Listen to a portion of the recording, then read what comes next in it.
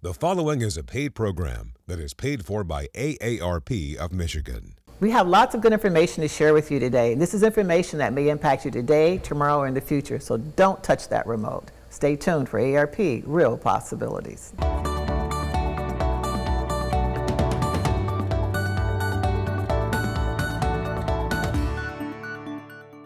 Dementia, it's impacting everyone. Either you know someone with dementia, or you're going to know someone with dementia, or you may end up having dementia yourself. So we're going to spend a little time today talking with someone whose entire career just about has been in the field of dementia. Dr. Michael Schaefer, thank you so much for being with us today. You and I met, and I think the first time we met, we probably talked for I don't know how many hours, just about caregivers and dementia and everything that's going on. But before we get into that, tell us a little bit about you. And this has been your life's work. You are passionate about it. You go into communities, you're talking about it. How'd you get started? You know, it's a great question. I don't always know like when that happened, but I know for sure when I was in school, when I was in graduate school, taking a first course on neuroanatomy, and I remember thinking like, oh my gosh, this is really, really fascinating to me. And maybe before that, I was heavily interested in pediatrics and thinking about research in that area. But the minute I had this exposure to that, and from there, it's just been like a whirlwind, right? Why do brains that are healthy do what they do? Mm-hmm. Why are brains, some of our brains, why do they not work well? Mm-hmm. Why do some people have conditions, genetic predispositions for, let's say, dementia, but never develop dementia? Mm-hmm. Why does that happen? What about modifiable behaviors? And so to me, every day, working in the hospital, working in whatever environment, I'm just fascinated by how brains work. And so you can be predisposed to dementia, but never get dementia. Mm-hmm. For sure. And I don't know the number, I'm sure I'm pretty close, but there's a significant percentage of individuals who will have genetic predispositions, but never develop it.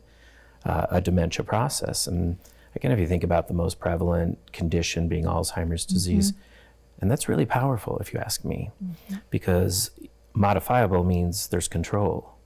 And so if we think about getting a diagnosis, it is a lot to deal with.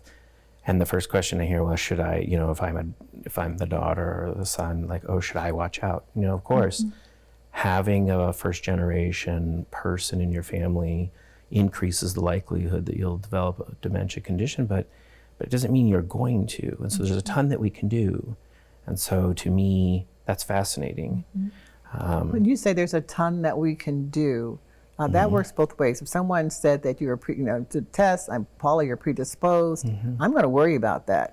I'll probably bring dementia on myself, worrying about whether or not I'm going to get dementia or when or what's going to happen. Yeah. But yet there's something you can do. Talk about that. Yeah, I think there's more and more research, particularly out of the area of longevity, right? Peter Attia, as an example, is pretty well known in this space. Huberman and his podcast, they're talking about these things, about how do we improve our lifestyle? How do we improve the things we do?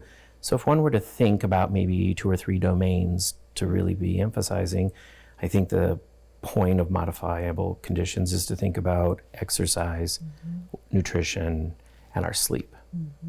And can we do things early on? So as an example, if we think about medical comorbidity, if we can do our best to reduce blood sugar fluctuations, if we can do our best to reduce the likelihood of getting diabetes, and if you think about in this country that half the individuals, I'm pretty sure that number's correct, 50% of people with diabetes don't even know it. So if we can do things that modify the potential for developing a condition like this, that we should be all in on that. And that should be early on. Kids learning about why don't we drink soda, or why do we do it sparingly? Why should I care about eating proteins? Why should I care about that? And so that modifiable feature to me is super interesting. It seems as though we're hearing more about dementia today than we were when I was a child. I know parents used to say, or grandparents used to say, so-and-so is slipping a little bit, Aunt Sally's slipping a little bit or something. Senile. Yeah, senile or just getting old.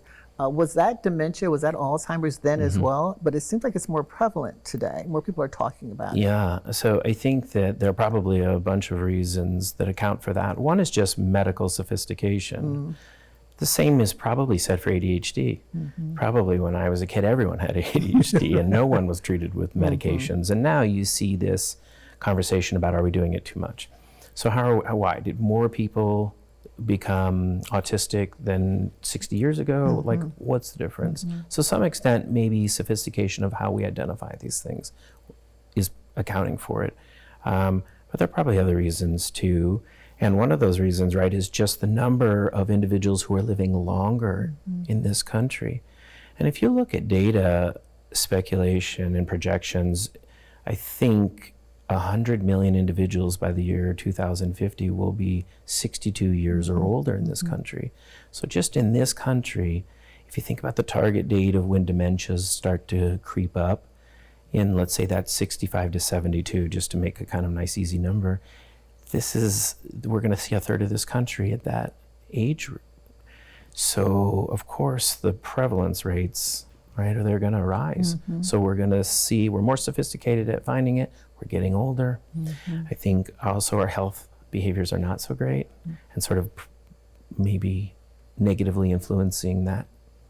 There's a lot to unpack there. You know, Michigan is one of the fastest aging states in the nation. And so for us, we may see more of more dementia or more the prevalence of dementia than a lot of other places. And I'm not certain that our health system is ready for it. And so that leads me into talking about caregivers and those who take care of people with dementia, which I know is a passion of yours as well. There's a lot there. Yeah, I tell you, it really is a passion of mine. And it comes from this idea of thinking like, how can you genuinely help people? So when I first started thinking about those processes, I was probably more interested in a national dialogue, which was maybe how does one raise funding that will ultimately go to, let's say, institutions like the Alzheimer's Association, which then distributes funds to national researchers. How do we develop medications? How do we assist with that? And I did that for a long time, participated on national endeavors for that. And I think as I ended that, I just thought, like, how does that help somebody I know?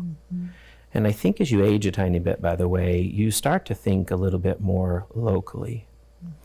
And I will just tell you this powerful experience that we've had doing this. So when I was raising funds, again, thinking about a vehicle that's maybe a more national narrative, I was able to raise funds, and that was easy.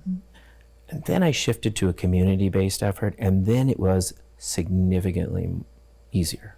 And the reason I think that is because when you talk to people about where they live, it hits them in an emotional place that is so powerful that everybody can understand.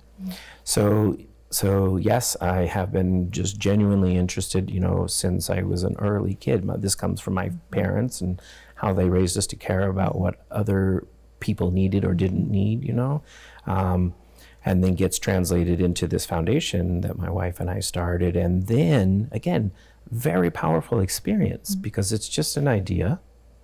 And also, who do I think I am that I can start a foundation? Also, I think a little bit of narcissism there of like, oh, it's easy, just do it. And come to find out, oh, wow, it's really hard. Fill out the paperwork. I mean, it's to start a nonprofit. But what really struck me was talking and reaching out to people. So one of the first things you have to do when you develop a foundation is you have to align yourself with people. So you have to ask yourself, who do you even align yourself with? So do you do that with other specialists? Do you do that with, who do you do that with? So we start to think about how to diversify that effort. And we would reach out to people like, let's say Mick Graywell, and who's a local lawyer. And I remember talking to him, and it wasn't even 45 seconds, and he's like, I'll do it. He doesn't even work in the Alzheimer's space. So people care about this. People care, and it's about how to give to your community, and that's what he said. Or my friends over at Sinus Dramus, who just said, we're not in that business, but we're in the community business, right? We have a great deal of support from, and these board members, they just started, one of our board members, Jack Wires, he's a lawyer too, seems like a lot of the law groups, but he was like, yeah, we want to participate in that. So does that get back to the caregiver somehow, through your foundation? And I know that you have started a memory cafe as well, and you're looking at replicating those throughout the state. Yeah. And there's a component of that deals directly with the caregiver as well as the patient with dementia. Yeah. And I can remember our volunteers being so impressed when you shared with them that at some point you might even want to get a van or some kind of car share service to go into underrepresented communities to make certain they can also participate in a memory cafe, whether it's in Lansing or Detroit or Grand Rapids or where it might be. Yeah. And there's a lot of enthusiasm around that. There's so much. And can I just say this, that like, again, where I work at Sparrow Hospital, University of Michigan Health, Sparrow, I mentioned this to the new system president who was just new. I had just met her, and in a conversation we were talking about wellness, and I mentioned that Sparrow has a mobile bus and how I would be willing, and my foundation would be willing to support those endeavors. And it was immediate that she was like, that's fantastic. Let's do that. Let's see how Sparrow can influence the community. And so think about like how powerful that is. And I love that because it doesn't take much to get somebody excited about how to help our neighbors. So when you get this influx of support, what are you going to do with it? How is that going to help my next door neighbor who's taking care, or how's it going to help the general public? I tell you, this is almost the trickiest thing about starting a foundation. It's almost just easier to raise money than it is to really find out in an effective, judicial way, how do you provide programs? So we have slowly but surely done that. So we have a mission, which is to think about that endeavor in three ways. How do we help support what exists, which will speak to why we partnered with the AARP to take on and help to expand, I think, an absolute fantastic endeavor of a memory cafe. Then two, how do we create our own things? And then three, how do we provide more information? And to me, the central piece, at least when we started, was how do we demystify dementias? People hear this word a lot and they think, oh my gosh, and we use it a lot incorrectly. So saying, well, I have dementia, my mom has dementia, my grandma had dementia. Okay, but there are lots of forms of dementia, right? So pretty important, I think, before we get to the idea about like how do we help caregivers, we have to think, what do we know we're dealing with? So diagnostically, that's why it's important to work with primary care or work with neurology, work with a neuropsych person to get those data points. And there are some emerging biomarkers that we can use, right, that tell us definitively that looks like Alzheimer's disease as an example. But how do we help caregivers? And why the focus on caregivers, right? Caregivers to me are these unsung heroes, right? I tease that, like, you see a commercial for a pharmaceutical agent that helps Alzheimer's disease and the person's in the garden. And what you never see is the 14 people behind them, like helping, and then handing them the thing or whatever. And it's because that's the uncelebrated experience, right? It's just the either assumed or, but so to me, it seemed there was a void there. How do we help the caregiver? How do we, and why would we want to? So why does the caregiver need help is a really important question. If you look at data on caregivers, to which again, think about the number we just talked about, the expansion of individuals who will be diagnosed with Alzheimer's disease. In the United States, if we're around 7 million, now imagine 200 and, by the year 2050, the expansion of that condition, who's taking care of them? Okay, so now we have families doing that. And so now what you have more than ever in life, right, are people who are taking care of their parents. And then who else are they taking care of? Their kids. So they're sandwiched, right? They use that language a lot. They're sandwiched. So they've got this, they've got that. And so then what do we know about that person? Well, we know for sure that person's likelihood of like being depressed is way higher than, let's say, a same-aged person who doesn't have that. the likelihood that they're going to have medical conditions like hypertension, the rates at the same age are like double. Again, pretty close, I bet, on that rate. So we know for sure health conditions are more prevalent amongst individuals who just care for someone. And then when you look at something like dementia and the demanding nature of dementias, Alzheimer's disease being the most prevalent, we know that those individuals don't go to Pilates, they don't go to yoga, they're not outside running as much, they're not even getting to their own primary care physicians as much. So the question becomes, how does one help to abate that problem? How do we potentially fill like a small void? So that's what our foundation. That's wonderful, and making certain that you connect them with the resources that are available. And what we've learned also at AARP is that you don't have to do it alone. You really do need a team of people around you.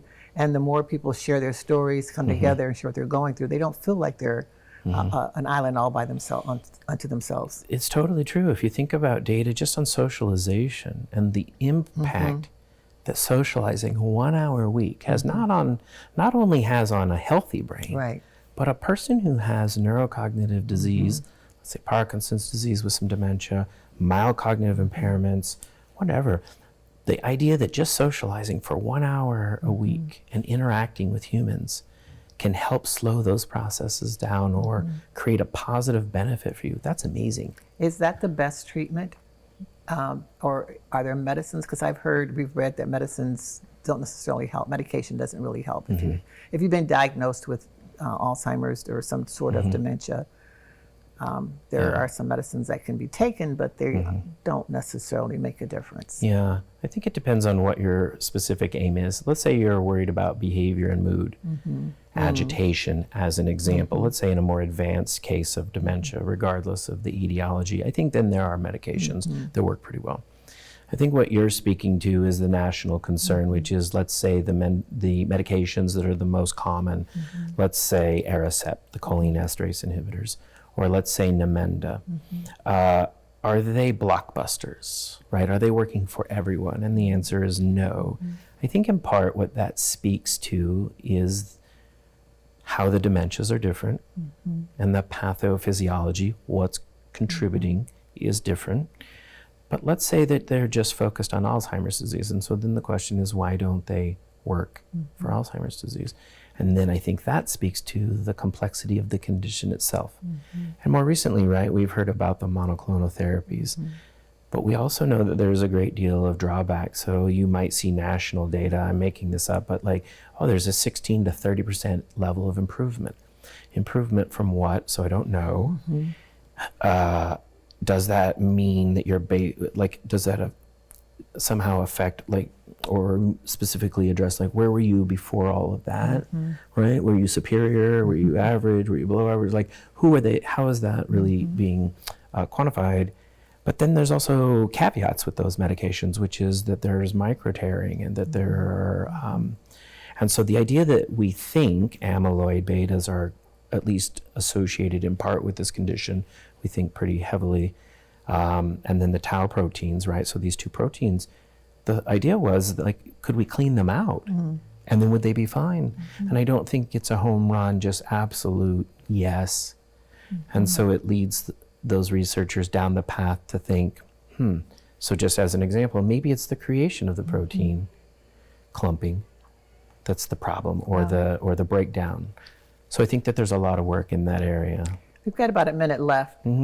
Future, any hope for being able to cure Alzheimer's or any type of dementia? We've got about a minute left. To me, the biggest focus really is to let the researchers do their work and to let the medicine groups really continue down those paths while we simultaneously really support our community and help the people who are fighting these conditions and living with it day in and day out. And make certain that people know they can help themselves by exercise, diet, sleep. Absolutely. And continue to socialize, right? Don't hide if someone has dementia in your family, or don't hide them. Just come out 1 hour a week, talk to someone, but don't, And interact with peers and socialize, right? You find somebody else who's going through this, either as a caregiver, what are you doing? Or letting dad talk to someone else, right? That powerful human experience cannot be underestimated, in my opinion. It's better than any medicine, isn't it? It really can be. Yeah, we appreciate you and all that you're doing and continue to do on behalf of all the caregivers and those who are diagnosed with some type of dementia. Thank you so much, Dr. Schaefer. We look forward to continue to work with you. It's going to really make a difference. Yeah, thank you. It's our pleasure for sure. Hello, I'm Tracy with Impart Alliance at Michigan State University. Today I'm joined by Dan and Jennifer Digman. Both Dan and Jennifer live with MS and all of its challenges, and we're here to talk about how direct care impacts your lives. I would say since the moment Dan and I married, our marriage was possible because direct care. We're fortunate that we have someone that's with us 7 hours a day, and Jen, my caregiver at this time, can help with activities of daily living. And I think that helps incredibly, because then I can continue working full time so that I go to work and then she has somebody there to help her. So then that puts my mind at ease, and it just really makes things more possible for us. Absolutely. And I would imagine that opens up the door as well for your advocacy work around MS in general. It does that, and not only that, just our day-to-day existence. If we want to go out in the community, if I want to go grocery shopping, if I want to go to church, and Dan and I can remain active and part of the community. I think that's what's so important then too, with the caregiving throughout the day. Then when I get done with work at night, I don't have to go to the store or cook or anything. Not that I'm against cooking and shopping, but it's just that makes life a lot easier. So then at night I can focus on taking care of Jennifer and living life. Absolutely, because after 5 o'clock, you're suddenly in the role of direct care worker. Absolutely, and so that really helps me just through the day to have that, so I'm not burned out with that. So. Well, thank you both for joining us. To learn more about direct care, visit impartalliance.msu.edu. Michigan has approximately 1.7 million unpaid family caregivers. Jason, how does AARP Michigan support family caregivers? Thank you, Paula, for that question. AARP supports family caregivers in a variety of ways. We have a plethora of resources online for caregivers who are just starting out to learn the basics of caregiving. We have resources for things like legal considerations and medical management. We also have ways for caregivers to connect with other caregivers to work through stress and respite. We have a new program called AARP Care Connect, which allows a group of caregivers who are caregiving for a single person to work together to assign tasks and coordinate to ensure that that older adult is being cared for properly. Additionally, AARP advocates for caregivers at the federal, state, and local level, with a tax credit being one of our largest priorities for caregivers to bring financial relief, because we know that caregivers spend, on average, $7,000 out of pocket providing care for loved ones. And caregiving impacts everybody. So if people want more information, if they want to find out more about the resources that you mentioned that are available, what should they do? Well, the first place they should stop is the AARP website. We have an entire section dedicated to this, aarp.org/caregiving. You can also call our toll-free number and talk to our dedicated call center folks, and they can connect you with a state resource guide that they can mail to you for free. Thank you for that, Jason. It's so important to share your personal story. So don't hesitate to share your story and call AARP. Thank you, Jason. Thank you. Thinking about dental implants, 3 things you should think about: time, cost, and comfort. Talk to us about those 3 things, Dr. Winters. I'm glad you mentioned that and brought that up, because it's a very important and I think a very valuable thing to learn about where we've come now in this procedure. Mm-hmm. So at this point, with the aid of special x-rays, which we call CAT scans or CBCT scans, and with computer and digital assistance, we can accelerate this process of rehabilitating a person who's lost their teeth to basically, in literally one day, start with a person coming in for an appointment that maybe has bad teeth that can't be saved, that we can place implants, digitally create a new set of teeth for them, place those teeth, and be able to accomplish that in one session or in one day. Wow. Now, the attraction to that, of course, is time is always important to everyone. And sometimes these can be lengthy procedures when you have to, wait for things to heal and things like that. And people don't want to have, people are into instant gratification. Right, absolutely. We know that, and that accomplishes that. It can be safely done now with the assistance of computers that comfort-wise people can do this and tolerate this procedure just fine. Wow. And that, of course, when you save that kind of time, that's also an expense or money for the person. When you save time, that's a savings for the person as well. And you can't put a price on the quality of life, on your smile, Right. on your confidence as you go That's out. right. I mean, you spend There's money on your cell phone, you spend money on, there's a huge psychological component to somebody who's missing their teeth, their appearance, their function, their social interactions. And this is the huge benefit, to this procedure. And now that we can do it quicker, that's even better. That's incredible. Just thank you for all that you've done to make people smile again. Thank you.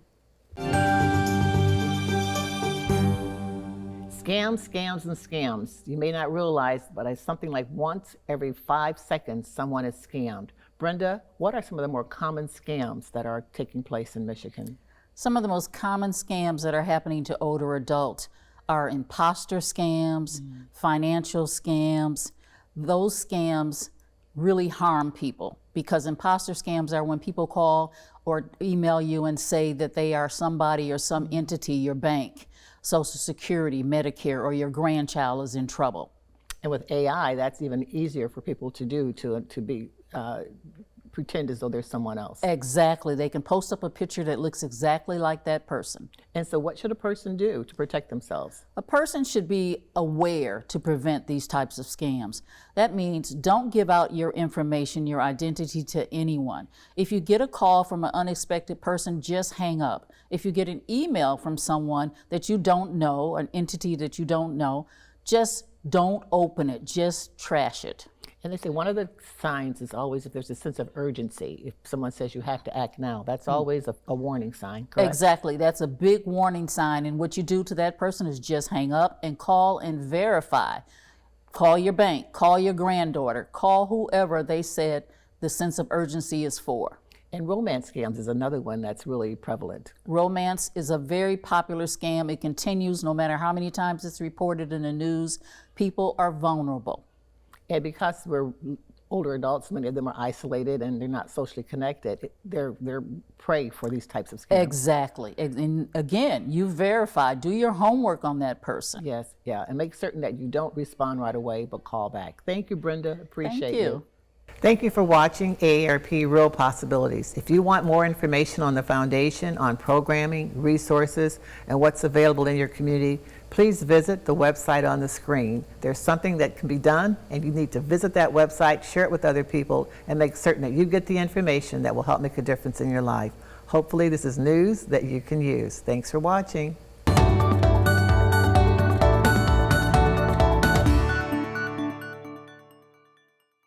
Promotional consideration paid for by the following.